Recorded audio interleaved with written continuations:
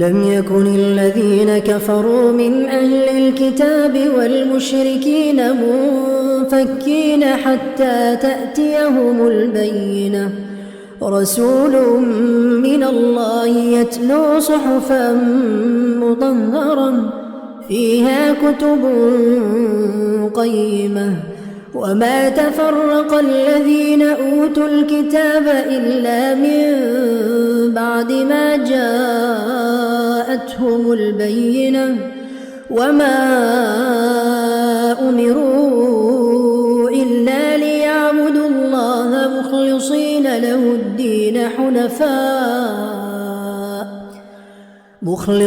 له الدين حنفاء ويقيموا الصلاة ويؤتوا الزكاة وذلك دين القيمة. إن الذين كفروا من أهل الكتاب والمشركين في نار جهنم خالدين فيها أولئك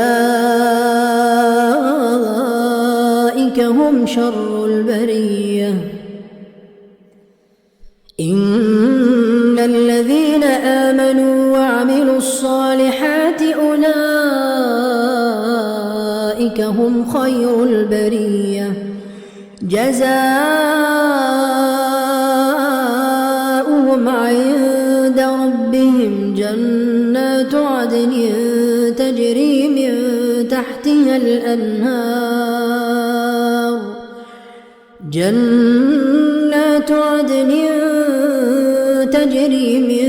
تحتها الأنهار خالدين فيها